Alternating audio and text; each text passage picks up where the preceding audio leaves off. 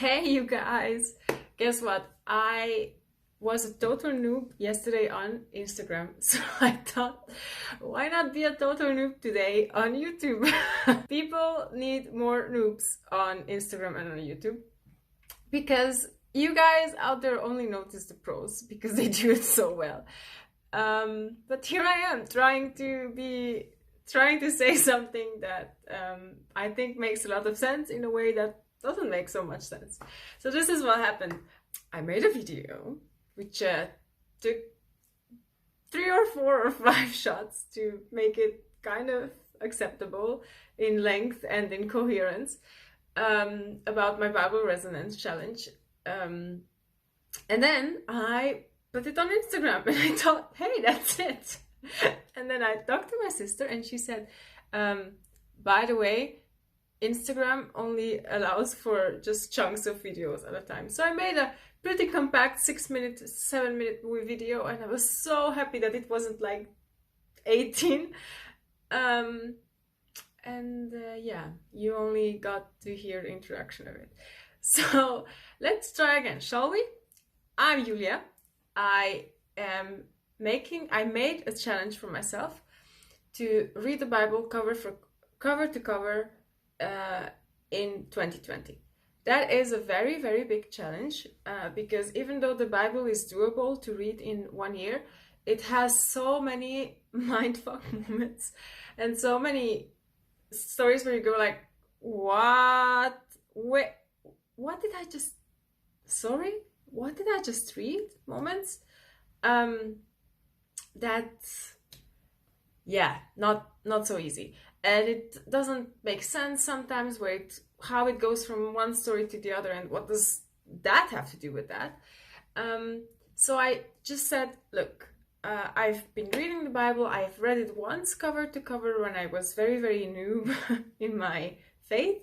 And since then I've studied theology and I've been a Christian who has read the Bible or parts of the Bible several times.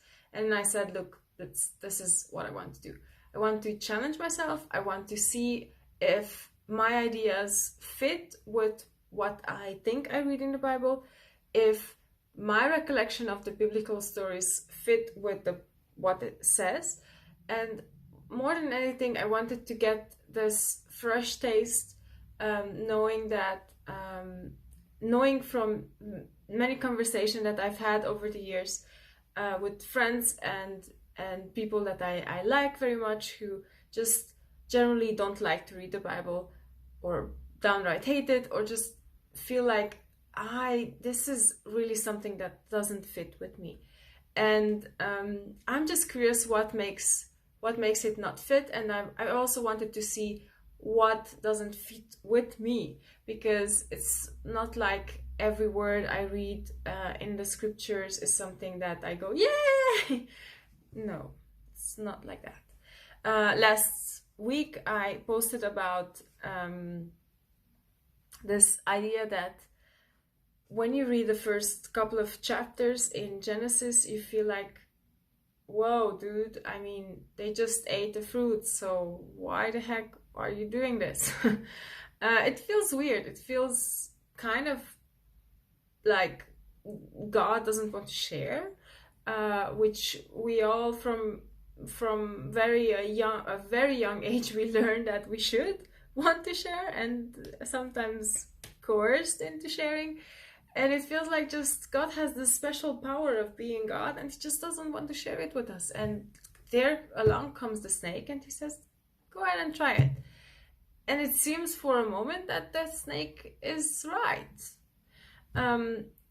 So I really took my ideas about what does this mean for me, how does it rub against me, and basically this is why I called the challenge the Bible Resonance Challenge, because I wanted to see where does the Bible resonate with me, but also where does the Bible dissonate with me, where do I read stuff that just makes my mind go, this cannot be right. And the way I go about it is just to realize that I am a person, and I know stuff from experience, from what I've been taught, from what I think is right, and all of that combined together. And all of that is always projected into what I read or what I hear or what I study. That's just the way it works. So it really made me ask myself, where do stuff from the Bible make me feel like this and where do stuff in the Bible makes me feel like, okay, yeah, that's something that I can really resonate with. I didn't expect that the first thing that would come would be a dissonance, but there it came. So this week I read Genesis chapters 20 to 40, and I've encountered strings of very interesting characters. Abraham and his son Isaac and his son Jacob, who eventually was called Israel. And in all that story, I see like people making thousands of mistakes, thousands of stuff that they shouldn't do, or also you with your plain mind, you don't even have to be God to say, oh, dude, that's wrong.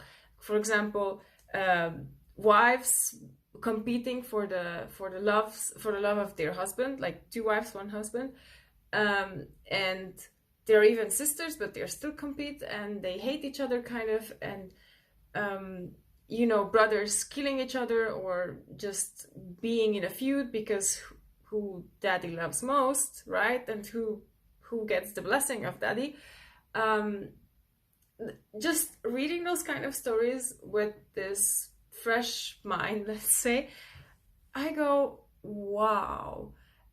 A part of me would have really expected the Bible to talk about perfect people, like just downright. This is what I realized was my expectation, and also God who isn't that keen on his rules, right? Like, yeah, they ate from that fruit, but can you just cut them some slack?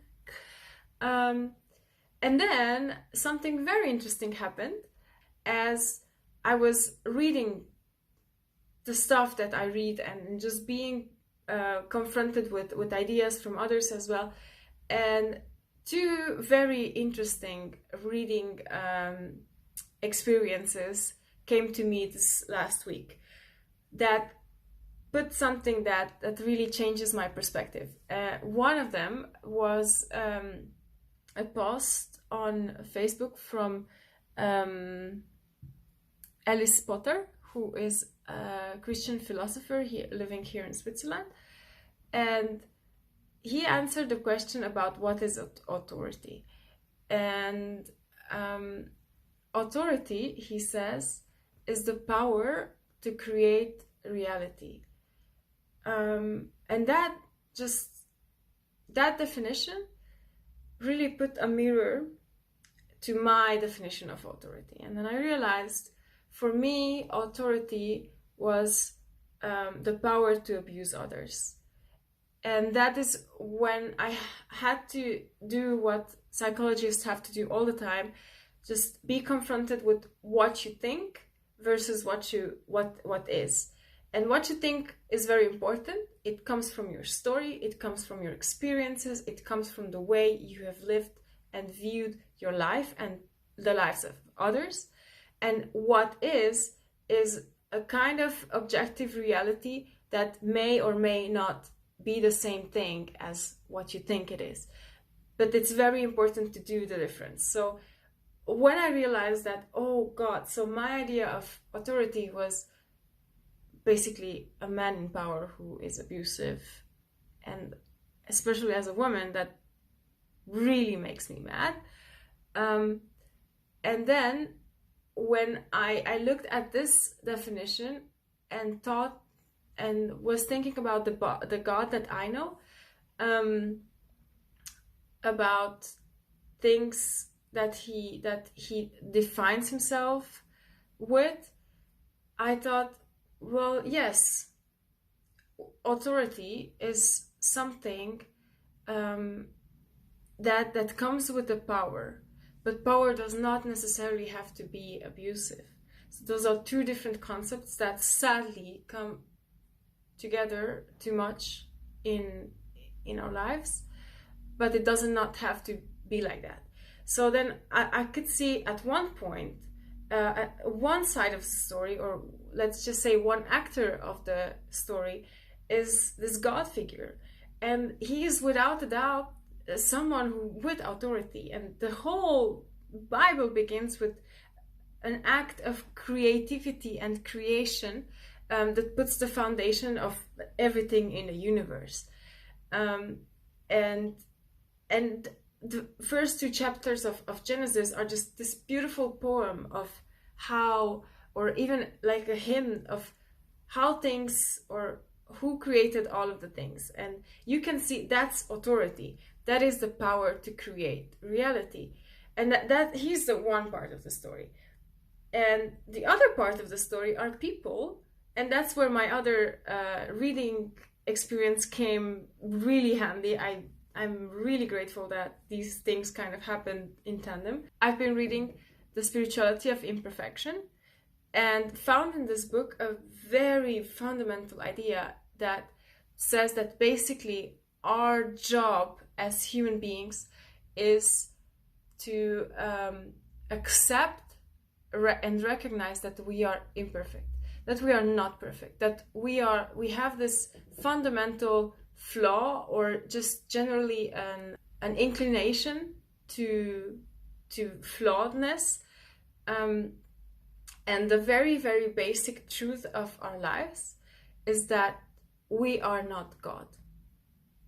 That means we are not perfect. We are going to make a lot of mistakes. And the authors of this book, that I'm going to put in the description, say that the way we should learn to accept ourselves and each other, and the narrative that we should have in mind that helps us really be real and the people that we really are, is not I'm okay, you're okay, we're all okay, but I'm not okay, you're not okay, and that's all right, because we are not God. God is God. And this idea just really, again, framed a little bit my Bible reading experience, and it resonated with me so especially because I realized, well, what I'm reading is a bunch of stories of people who did mistake after mistake and after mistake, and really bad things, or just really things that you shouldn't do, and that's the story about. So it kind of made me took a few steps back, because it's not perfect people together or in a relationship with a non-authoritative God that we read about in the Bible. And that's a hard point at the moment, the moment in history where the narrative goes about we are all okay and nobody should have authority over each other. And I understand that point of view, and I know the historical wounds of many nations that encourages us to take on this story as a healing process. But I think that's not the best way to heal. I think the best way to heal is really to realize where it hurts and what it is in us that makes this hurt. And part of what is in us is that we are imperfect, and that's okay. So that's what really resonates with me this week by almost finishing Genesis. It's been a journey, especially through all the videos that I shot for this. And what I'm beginning to see that this is a history, a story about a relationship between two very, very different, let's say, individuals, but it's not the individuals. On the one side, we have this character who is perfect, who is an authority, who has his boundaries and says, this is what goes in a relationship with me, this is what doesn't go. And on the other side, you have us, who just like to test limits and like kids and just do stuff that even we recognize that it's not okay, and do stuff that we would think it's okay, but this party says, no, actually, you know what, this it's not. So this is really an interesting point of view. I'm learning to recognize it. It's so cool. I'm looking forward to see how the story develops. I'm also looking forward to see where new ideas come from and new perspectives. And join me. Just follow the hashtag bibleresonance. I'll be posting on Instagram, hopefully, and maybe also on YouTube, hopefully. Let's see. I'm starting out as someone who tries to say something. Let's see how well it goes, shall we? Have a nice day, everybody. Bye!